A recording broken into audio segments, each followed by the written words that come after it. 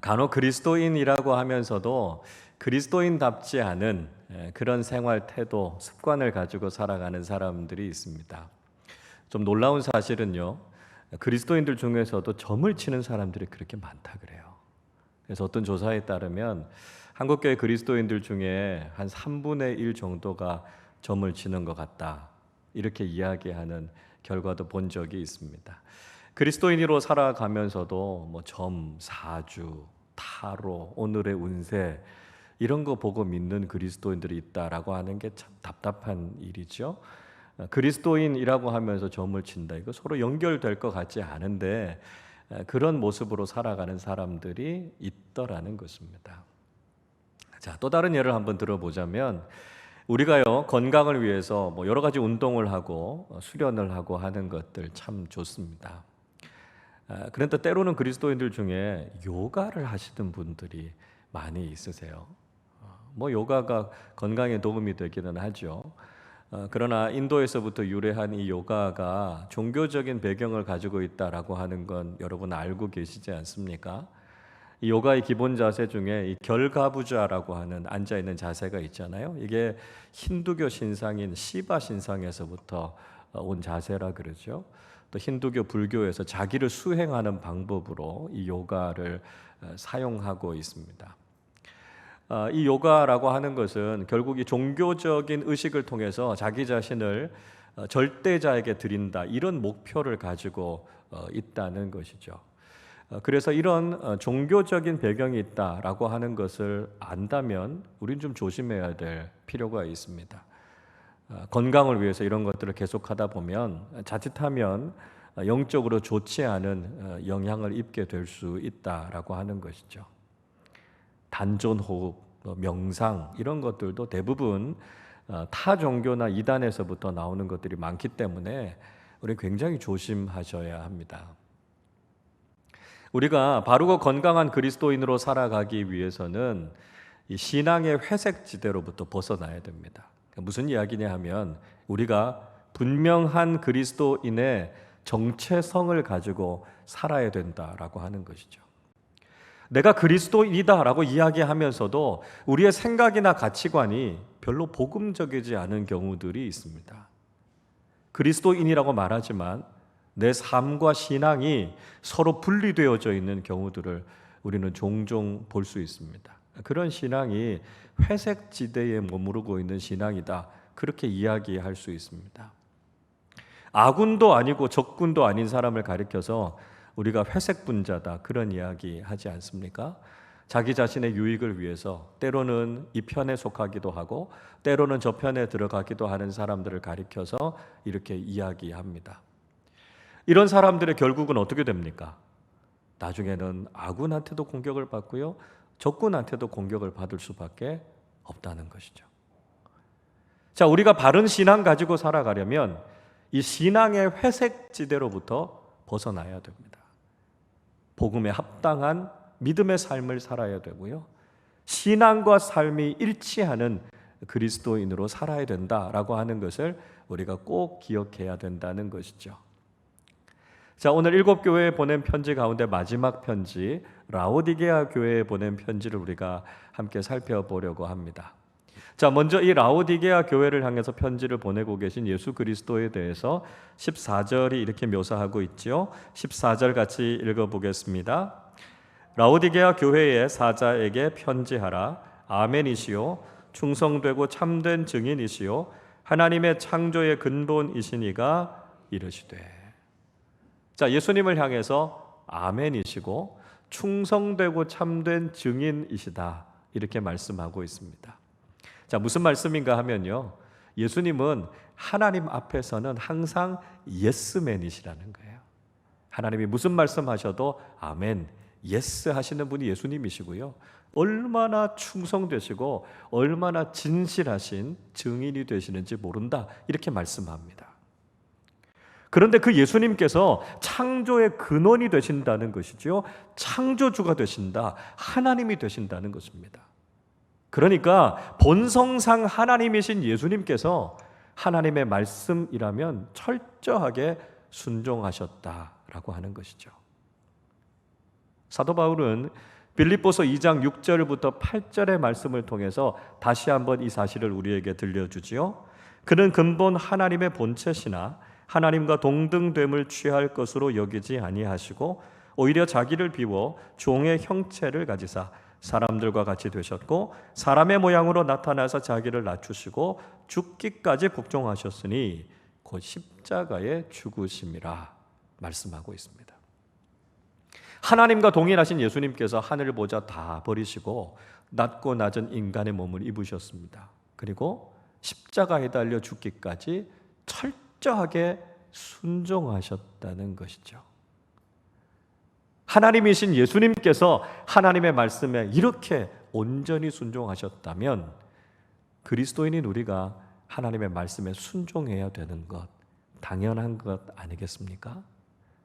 우리에게 들려주시는 주님의 말씀 앞에 아멘으로 온전하게 순종함을 통해서 주님을 기쁘시게 하는 믿음의 사람들이 되실 수 있기를 바랍니다.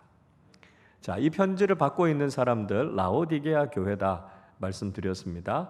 이 라오디게아라고 하는 도시는 빌라델비아에서부터 동남쪽으로 한 70km 정도 떨어져 있는 곳에 위치하고 있었습니다. 자매 도시들이 있었는데요. 골로세라고 하는 도시, 또 히에라볼리라고 하는 도시와 함께 리쿠스 계곡이라고 하는 곳에 위치하고 있었습니다. 이 라오디게아라고 하는 이름은요, 주전 250년에 아티오쿠스 2세 왕이 자신의 아내 라오디케의 이름으로 이 도시를 불렀다고 해서 라오디게아라고 하는 이름이 유래하게 됐습니다. 이 라오디게아의 수호신은 제우스입니다. 그래서 자신들이 제우스를 섬긴다라고 하는 것을 과시하기 위해서 데오스폴리스, 신의 도시라고 하는 이름으로 불리기도 했다고 합니다. 자, 근데 이 라오디게아는요, 지진이 자주 일어났다 그래요. 그래서 주후 60년에 아주 유례 없이 큰 지진이 일어나서 이 도시가 폭삭 내려앉았습니다.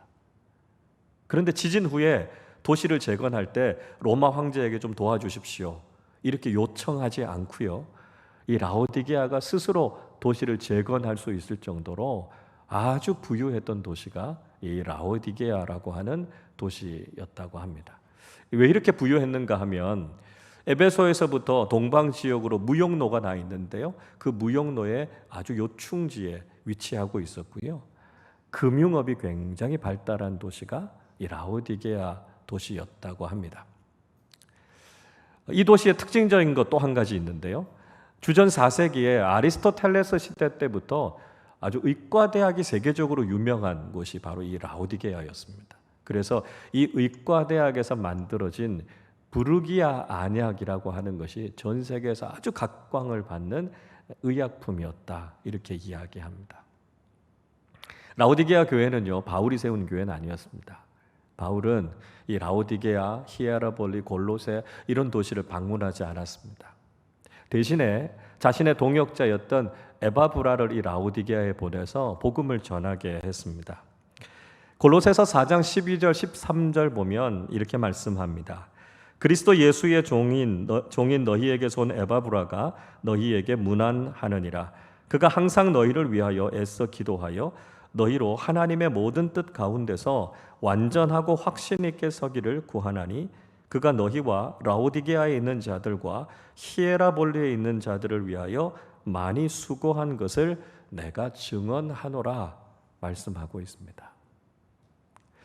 그러니까 아마도 바울이 에베소에서 3년 동안 사역할 때 동역자였던 에바브라를 이 라오디게아에 보낸 거죠. 그래서 거기서 복음을 전하고 이 라오디게아 교회를 세웠습니다.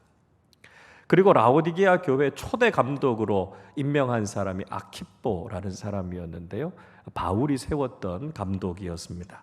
골로새서 4장 17절 이렇게 말씀합니다. 아키뽀에게 이르기를 주 안에서 받은 직분을 삼가 이루라고 하라 말씀하고 있습니다. 자, 그러니까 바울의 기도와 사랑, 그리고 에바브라와 아키뽀와 같은 충성된 일꾼들의 헌신과 수고를 통해 세워진 교회가 바로 이 라오디게아 교회였습니다. 자, 그런데 문제는 이 라오디게아 교회가요, 주님께 책망만 받았다는 것입니다. 주님께 받았던 책망이 아주 심각했는데요. 이 라오디게아 교회의 문제가 무엇이었을까요? 자, 15절과 16절을 보십시오. 내가 내 행위를 아노니 내가 차지도 아니하고 뜨겁지도 아니하도다. 내가 차든지 뜨겁든지 하기를 원하노라. 내가 이같이 미지근하여 뜨겁지도 아니하고 차지도 아니하니 내 입에서 너를 토하여 버리리라 말씀하고 있습니다. 라오디게아 교회의 신앙의 모습은 뜨겁지도 않고 차갑지도 않은 미지근한 신앙을 가지고 있었다는 것이죠. 예수님께서 이렇게 말씀하시는 것은 이 라오디게아가 가지고 있었던 지정학적인 위치를 빗대서 이렇게 말씀하신 것이었습니다. 이 라오디게아로부터 북쪽으로 한 11km 떨어진 곳에 히에라볼리라는 도시가 있는데요. 온천으로 아주 유명한 도시였습니다. 그래서 긴 파이프를 연결해서 이 히에라볼리의 온천수를 라오디게아에까지 끌고 왔습니다. 그리고 동쪽으로 한 16km 정도 떨어진 곳에 골로세라는 도시가 있는데요. 차가운 우물물, 지하수로 아주 유명했던 도시입니다. 그래서 거기에서 역시 파이프를 연결해가지고 이 라오디게아까지 가지고 왔습니다. 근데 문제는요, 이렇게 긴 파이프를 따라서 히에라볼리의 뜨거운 온천수, 골로새의 차가운 우물물이 오지만 오다가 보면 중간에서 미지근해질 수밖에 없었다라고 하는 것이죠. 그래서 이들의 신앙이 미지근한 신앙이다, 이렇게 예수님께서 말씀하신 것입니다. 예수님께서 지적하신 건 뭘까요? 이들이 신앙인으로서의 분명한 정체성을 갖지 못했다라고 하는 것입니다. 그래서 그들의 삶의 모습이 그리스도인답지 못한 모습으로 살아간 것을 주님께서 책망하셨던 것이죠. 이 라오디게아 교회의 신앙이 바로 회색지대에 머물러 있었던 신앙이었다는 것입니다. 겉으로 보면 그리스도인인 것 같지만 그들의 삶을 잘 뜯어보면 그리스도인다운 삶의 모습이 없었다라고 하는 것입니다. 그들은 자신이 그리스도인이다라고 하는 것을 그냥 가리고요, 세상에 있을 때는 세상의 유익을 즐기고 교회에 있을 때는 하나님이 주시는 은혜를 같이 즐기면서 살았다는 것입니다. 그러니까 그리스도인인 것도 아니고 그리스도인이 아닌 것도 아닌 아주 애매한 모습으로 살아가고 있었다라고 하는 것이죠. 그래서 예수님께서 그들의 신앙을 가리켜서 미지근한 신앙이라고 책망하신 겁니다. 그리고 그들의 신앙을 보시면서 예수님께서 그들을 토해버리시겠다고 말씀합니다. 주님이 칭찬하실 만한 그런 믿음 아니라는 것이죠. 하나님 나라에 합당한 믿음이 아니라는 것입니다. 여러분, 오늘 우리의 신앙은 어떻습니까? 혹시 라오디게아 교회처럼 우리의 신앙도 미지근한 신앙 아닙니까? 교회 안에 있을 때는 정말 신실한 그리스도인 같지만 교회 밖에 나가서는 그리스도인인지 아닌지 잘 구분이 되지 않는 그런 모습으로 우리가 살아가고 있지 않습니까? 그리스도인의 분명한 정체성을 가지고 살아야 될 텐데 세상에서 전혀 그리스도인임을 드러내지 못하는 모습으로 살고 있지 않습니까?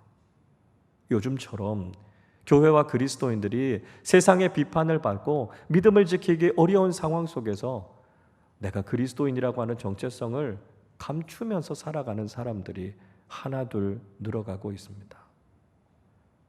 굳이 사람들이 묻지 않는데 내가 그리스도인임을 드러내야 될 필요가 있습니까? 이렇게 반문할지도 모르겠습니다. 그러나 여러분, 우리가 이런 모습으로 살아간다면 우리의 정체성도 흐릿해질 뿐만 아니라 우리의 신앙도 병들 수밖에 없다는 것이죠. 이럴 때일수록 우리가 누구인가라고 하는 것을 우리는 세상에 분명히 드러내는 사람들이 되어야 합니다. 정체성이 분명한 그리스도인으로 이 세상 속에서 하나님의 영광을 위해서 주님의 말씀에 순종하며 살아가는 내가 그리스도인임을 선포하면서 살아야 한다는 것이죠. 그래서 분명한 정체성을 가지고 하나님의 말씀에 순종하며 살아가는 그리스도인들을 통해서 주님께서 오늘 이 시대를 새롭게 하신다라고 하는 것을 우리는 기억해야 한다는 것입니다. 겉모습만 그리스도인으로, 하나님과 세상 사이에 양다리를 걸치고 살아가는 미지근한 신앙이 아니라, 신앙의 회색지대에 머무르고 있는 그런 모습이 아니라, 하나님을 선택하고 복음 안에서 뜨겁든지 차갑든지 분명한 그리스도인의 정체성을 회복하는 믿음의 사람들이 되실 수 있기를 바랍니다.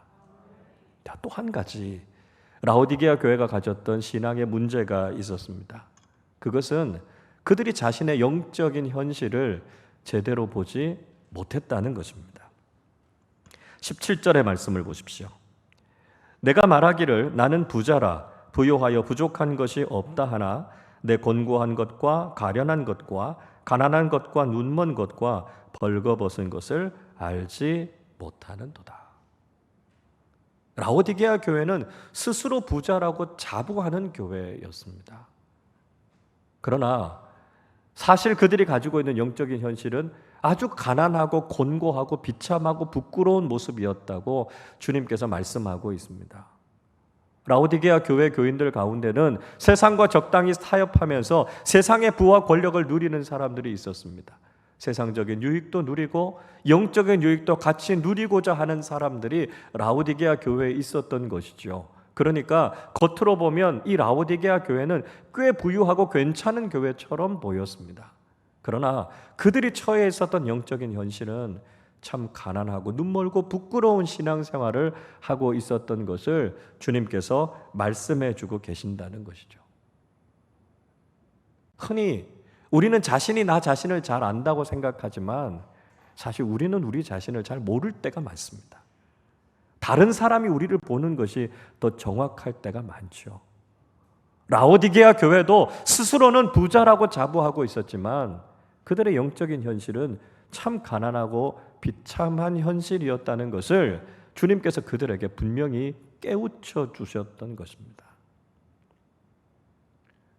이런 라오디게아 교회를 향해서 예수님께서 영적인 처방전을 내려주셨습니다. 18절 말씀 같이 읽어보겠습니다. 내가 너를 권하노니 내게서 불로 연단한 금을 사서 부요하게 하고 흰옷을 사서 입어 벌거벗은 수치를 보이지 않게 하고 안약을 사서 눈에 발라 보게 하라. 예수님께서는 먼저 불로 연단한 금을 사서 부요하게 하라 이렇게 말씀하셨습니다. 중요한 것은 예수님께 그것을 사라는 것이죠. 라오디게아 교회는 세상과 타협하면 세상이 자신들을 부유하게 해줄 것이라고 생각했습니다. 그러나 진정한 만족과 부유함은 세상이 주는 것이 아니라는 것이죠. 주님께서 우리에게 주시는 것이다 라고 하는 것을 말씀하고 있습니다. 그리고 잠깐 있다가 사라질 세상의 물질의 마음을 빼앗길 것이 아니라 불로 연단하여서 결코 없어지지 않을 영원한 하나님 나라의 보화를 추구하는 삶을 살라고 말씀하고 계십니다. 주님만이 우리에게 참된 만족, 영원한 기쁨을 주실 수 있는 분이심을 말씀하고 있는 것이죠. 둘째로 흰 옷을 사서 벌거벗은 수치를 면하라 이렇게 말씀하셨습니다. 흰 옷이라고 하는 것은 그리스도인다운 삶을 이야기하고요, 신앙의 실천을 이야기합니다. 요한계시록 19장 8절은 이렇게 말씀합니다. 그에게 빛나고 깨끗한 세마포 옷을 입도록 허락하셨으니 이 세마포 옷은 성도들의 옳은 행실이로다 하더라. 천국에서 흰 세마포 옷을 입고 있는 것은 성도들의 옳은 행실이라고 말씀하고 있습니다. 그리스도인다운 믿음의 삶을 살았던 그 모습이 바로 흰 옷이라는 것이죠. 그래서 우리가 이 세상을 살아갈 때 그리스도인다운 삶을 살아서 세상과 구별된 삶을 살라는 것입니다. 선한 행실과 착한 행실을 통해서 하나님께 영광을 돌리는 그리스도인으로 살라고 말씀하고 계신 것이죠. 세 번째는 안약을 사서 눈에 발라서 보게 하라 말씀하고 있습니다. 라오디게아 교회의 배경을 설명드리면서 이 라오디게아 지역에서 나오는 부르기아 안약이 세계적으로 유명하다고 말씀드리지 않았습니까? 그들은 이 안약을 눈에 바르면 누구보다도 잘 볼 수 있을 것이라고 생각했습니다. 그러나 정말 그들에게 필요한 것은 이 안약이 아니었고요. 성령님께서 그들의 눈을 뜨게 해주시는 영적인 안약이 필요했다는 것이죠. 자신들은 좋은 의약품을 통해서 잘 볼 수 있다고 생각했지만 사실 이들은 영적인 시각장애인들이었습니다. 자신의 모습도 하나님께서 하시는 일들도 그들은 믿음의 눈으로 보지 못했다는 것이죠. 이들의 모습은 꼭 예수님 당시의 바리새인들 모습과 비슷하지 않습니까? 요한복음 9장의 말씀 읽어보면 예수님께서 날 때부터 맹인이었던 사람을 치유해 주시고 실로암 연못에 가서 씻어서 눈을 뜨게 해 주셨습니다. 그런데 바리새인들이 예수님께서 안식일에 이 일을 행했다고 해서 예수님을 비난했죠. 그러나 예수님께서는 오히려 바리새인들이 영적인 시각장애인이다라고 하는 것을 말씀하셨습니다. 요한복음 9장 41절은 이렇게 말씀합니다. 예수께서 이르시되 너희가 맹인이 되었더라면 죄가 없으려니와 본다고 하니 너희 죄가 그대로 있느니라. 그들은 본다고 이야기하고 하나님의 뜻과 율법의 정신을 안다고 말했지만 정작 그들은 아무것도 보지 못했고요. 하나님의 뜻도 알지 못하는 영적인 시각장애인들이었다는 것이죠. 그래서 눈에 보이는 것만 보는 것이 아니라 믿음의 눈을 열고 보이지 않는 것을 볼 수 있는 영적인 시력을 가지라는 것입니다. 그래서 자기 자신의 영적인 현실을 바라보며 부끄러움을 감추고 영적인 매무새를 다시 가다듬으며 하나님 앞에서 진실한 그리스도인으로 살아가라 말씀하신 것이죠. 예수님께서는 라오디게아 교회를 향해서 다시 한번 기회를 주셨습니다. 19절을 보십시오. 물은 내가 사랑하는 자를 책망하여 징계하노니 그러므로 내가 열심을 내라 회개하라. 예수님께서 라오디게아 교회를 미워하셨던 게 아닙니다. 사랑하셔도 너무나 뜨겁게 사랑하신 것이죠. 그러니까 그들을 향한 그 뜨거운 사랑이 매를 들게 한 것입니다. 그들을 돌이켜서 회개하게 하시기를 원하셨던 거죠. 그들이 신앙의 열정을 가지고 회개하고 돌아서야만 살 수 있다는 것을 주님께서 말씀해 주셨습니다. 미지근한 신앙을 버리고 주님을 뜨겁게 사랑하는 그 믿음을 가지고 거듭나고 새로워져야 될 것을 말씀해 주신 것이죠. 여러분, 오늘 우리의 모습을 다시 한번 돌아보실 수 있기를 바랍니다. 이미 한국 교회는 한국 사회 속에서 많은 교인 수를 가지고 있고요. 능력을 굉장히 많이 가지고 있는 교회입니다. 한국 사회 20%가 크리스찬이라고 이야기하는 한국 교회는 결코 소수가 아닙니다. 우리 교회가 속해 있는 이 예장 통합 측 교회도요. 2020년 말 현재로 239만 명이 넘는 교인들이 있습니다. 그러니까 한국 인구의 5% 가까이 육박하는 그런 그리스도인들이 우리 교단에서 함께 신앙생활하고 있습니다.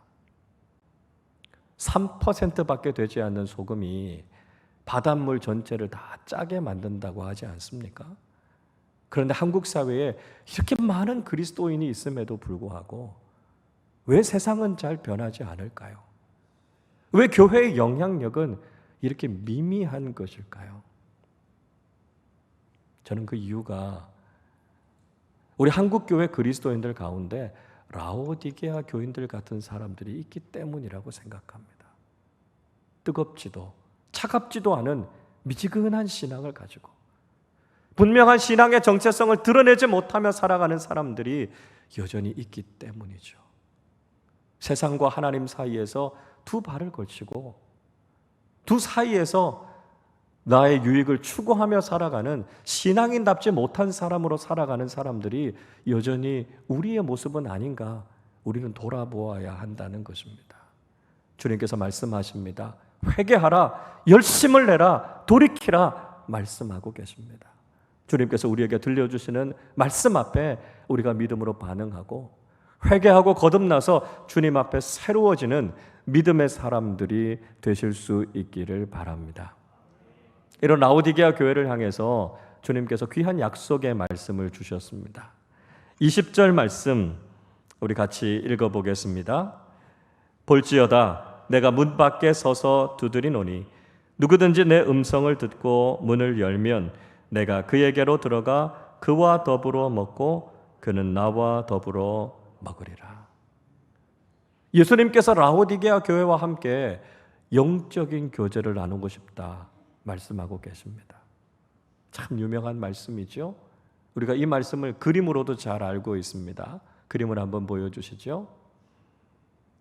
1851년에 윌리엄 홀만 헌트라고 하는 화가가 그린 세상의 빛, 문 두드리시는 예수님이라고 하는 그림입니다.